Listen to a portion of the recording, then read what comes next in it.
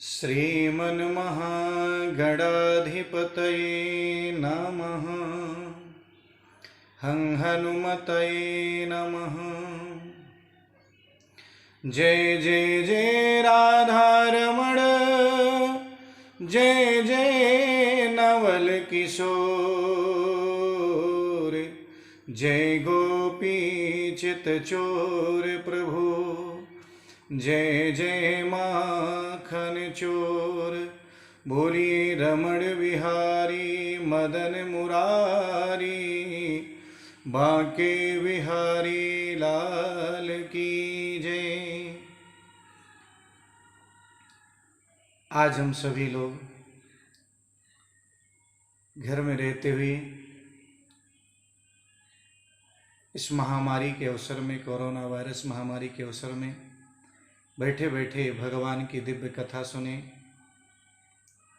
और हम चाहते हैं एक एक अवतार की कथा आप लोगों को श्रवण कराते रहें।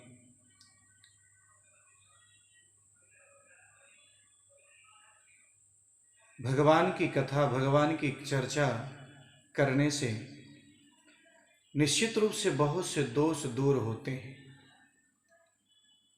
और ये पुराणों में हर जगह वर्णन आता है, हमें विश्वास करना चाहिए। इसी उद्देश्य से हम लोग आप लोगों तक ये पहुंचा रहे हैं।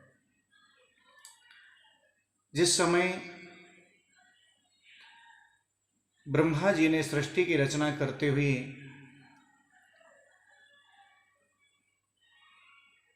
आज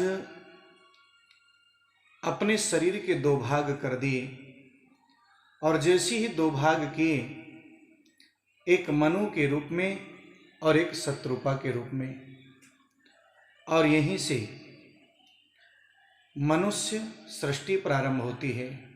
एक दाम्पत्य जीवन की सृष्टि प्रारंभ होती है। एक बात का ध्यान देना चाहिए, पति पत्नी में कोई अंतर नहीं होता है। ब्रह्मा जी ने पति पत्नी का जब निर्माण किया तो अपने ही शरीर के दो भाग करके किए, यानी एक तरह से एक ही आत्मा दो शरीरों में भक्त हो जाती है, एक ही प्राण दो शरीरों में भक्त हो जाते हैं, और दोनों का बराबर अधिकार होता है। और जब दोनों के प्रति, एक दूसरे के प्रति दोनों सम्मान रखते हैं तो निश्चित रूप से परमात्मा भी उन पर प्रसन्न होते हैं। ये कथा हमको ये शिक्षा प्रदान करती है। अब जब मनु महाराज माता शत्रुपा के साथ नीचे आते हैं, देखते हैं कि कहीं पृथ्वी तो दिखाई नहीं दे रही, कहां पर मैं सृष्टि की रचना करने के बाद अपने पूरे परिवार और वंश को बढ़ाने के बाद किस स्थान पर रखूंगा, कहां पर बसाऊंगा।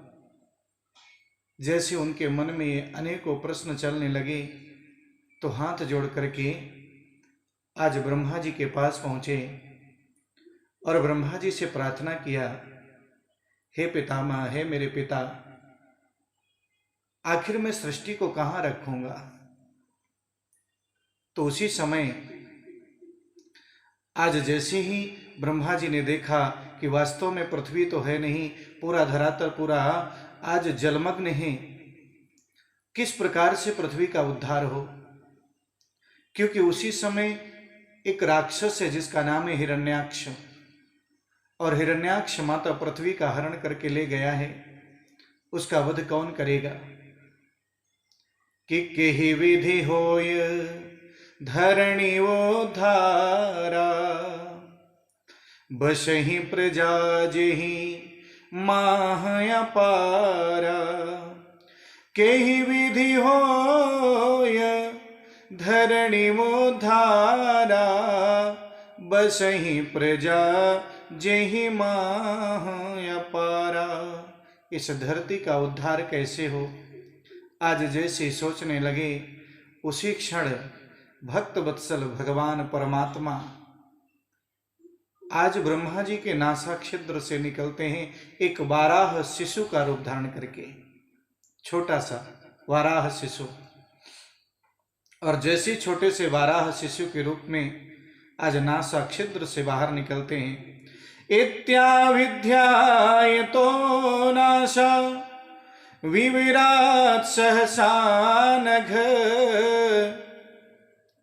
और जैसे ही बाहर निकले, देखते ही देखते विशाल स्वरूप धारण करना प्रारंभ कर दिया। और इतना विशाल धारण कर लिया कि उनका सर आज आकाश को छू रहा है।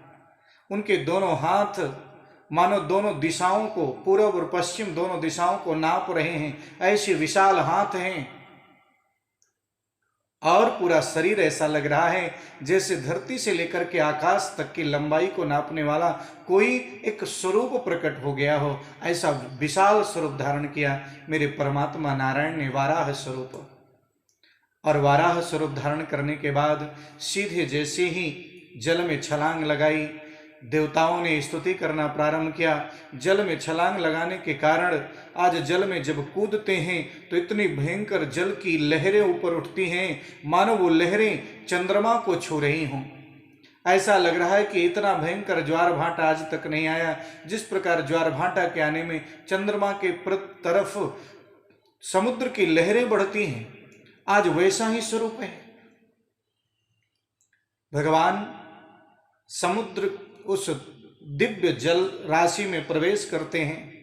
और प्रवेश करने के बाद जैसे अंदर जाते हैं, देखा माता पृथ्वी जो है कीचड़ से सनी हुई नीचे रसातल में पड़ी हुई है।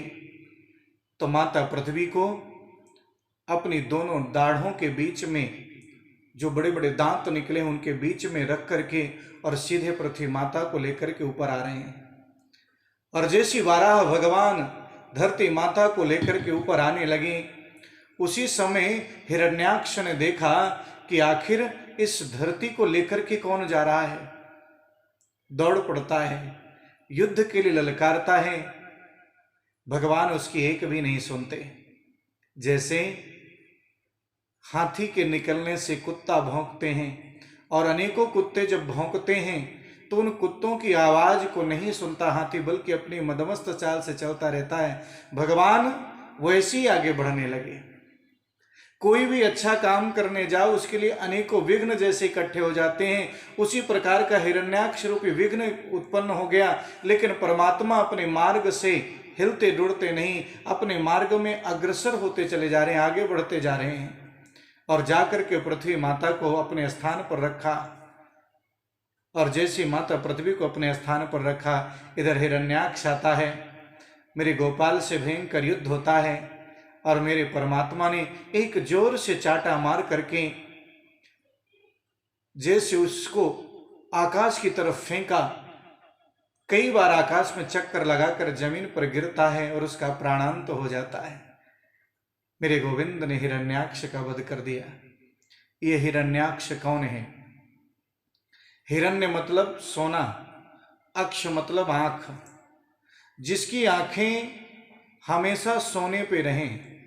सोना एक तो धन संपत्ति, एक लालच का प्रतीक है। और सोना मतलब जो हमेशा सोता रहे,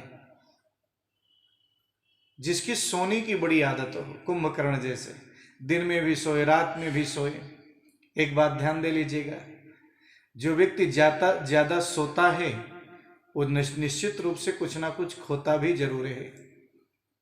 इसलिए सो उतना जितनी जरूरत हो, जितनी आवश्यकता हो। और शास्त्र में वर्णन आता है, जो सोवत है सो खोवत है, जो जागत है सो पावत है। जो सोवत है सो खोवत है, जो जागत है सो पावत है। उठ नींद से अखियाँ खोल जरा, अपने प्रभु का तू ध्यान लगा। अपने प्रभु का तू ध्यान लगा।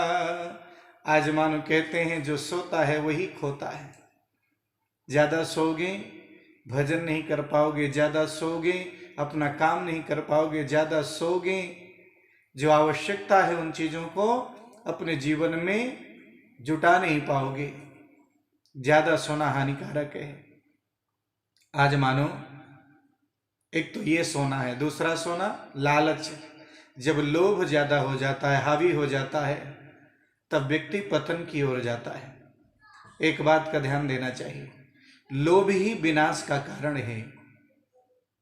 लोभ अपने जीवन से त्याग देना चाहिए, लोभ को बिल्कुल नहीं रखना चाहिए। और हाँ, लोभ कफ है, जितना बढ़ाओगे उतना ही ज्यादा बाहर निकलेगा। एक इच्छा पूर्ण होने के बाद दूसरी इच्छा अपने आप जन्म ले लेती है। इच्छाओं का कभी अंत नहीं होता, इसलिए इच्छाओं के गुलाम मत रहो। इच्छाएं होनी चाहिए आवश्यकता अनुसार। इच्छाओं के बिना भी सृष्टि की रचना नहीं होती। इच्छाओं के बिना किसी चीज की पूर्णता नहीं होती। बिना इच्छा के भगवान का भजन भी नहीं होता। इच्छाएं जरूरी हैं, लेकिन कैसी इच्छाएं होनी चाहिए? जिन इच्छाओं से हमारा कल्याण हो, हमारे परिवार का कल्याण हो, हमारी बुद्धि भ्रष्ट ना हो, वो इच्छाएं जरूरी हैं। जिन इच्छाओं से बुद्धि भ्रष्ट हो जाए, जिन इच्छाओं के आगमन से हम अपने परिवार से, पारस्परिक प्रेम से अलग हो जाएं, हमारे अंदर एक द्वेष का जन्म हो जाए, वो गलत है। इसलिए इच्छाएं सजोना चाहिए, लेकिन इच्छाएं हमेशा शुभ होनी चाहिए, अशुभ नहीं। जिन इच्छाओं से दूरियां हों, जिन इच्छाओं से वैर बने, जिन इच्छाओं से किसी के प्रति शत्रुता का भाव पैदा करे, किसी के बुरा करने के लिए प्रेरित करें, किसी को कष्ट देने के लिए प्रेरित करे जो इच्छाएं, वो इच्छाएं कदापि भी अपने मन में सोचना भी नहीं चाहिए, ना ही सजोना चाहिए। जिन इच्छाओं के द्वारा समाज का, संसार का कल्याण हो, जिन इच्छाओं के द्वारा जनमानस का कल्याण हो, जो इच्छाएं सामाजिक तौर पर अच्छी हों, उन इच्छाओं को सजोना चाहिए। और हां, जो लोभ, लालच और आलस्य का प्रतीक है, उसको केवल दूर किया जा सकता है भगवान की कृपा से। और वाराह परमात्मा ने आज वाराह स्वरूप धारण करके उसको नष्ट किया, लोभ और आलस्य को। अतः सभी लोग इस कोरोना के समय में भी अपने जीवन के आलस्य और दोषों को नष्ट करें, भगवान की कथा और भगवान की चर्चा सुनते रहे। बोलिए वाराह भगवान की जय।